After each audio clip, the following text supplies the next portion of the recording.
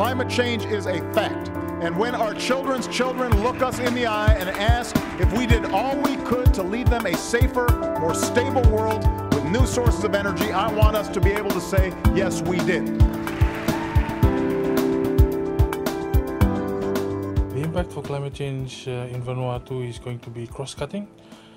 It'll impact quite a number of sectors, particularly some of the key sectors that shape the economy and the livelihood of the country.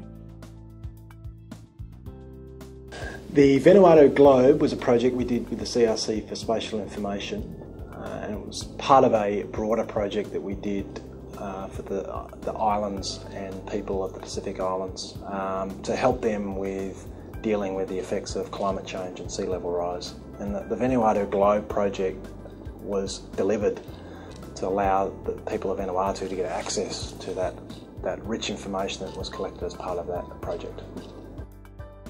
The Vanuatu Globe was actually an initiative that we established to be able to get that really valuable information out and disseminate it across the different government agencies in Vanuatu in the most intuitive, easy to use and familiar interface that we could think of, which was Google.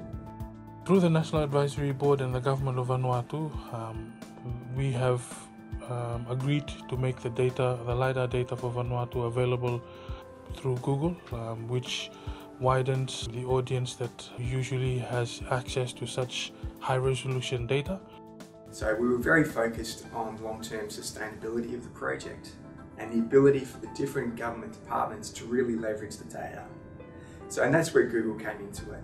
We identified there was a number of different desktop applications used across Vanuatu, but we wanted to provide an overall visualization layer so that the key decision makers had access to the information in a way that they could use it.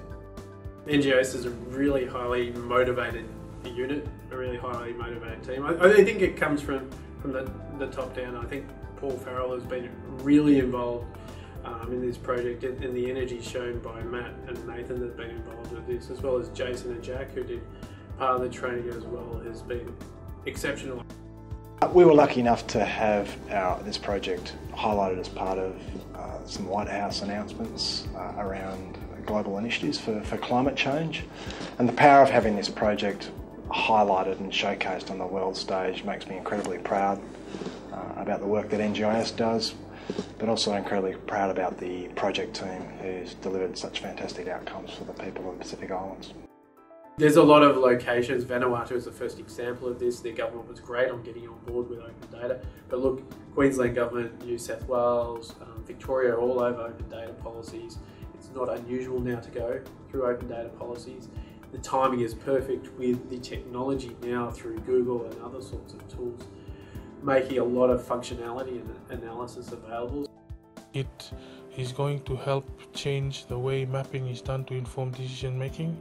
It's going to change the way education is delivered, and it's also going to change, very importantly, how planning is done in Vanuatu to accommodate or integrate climate change and disaster risk reduction considerations.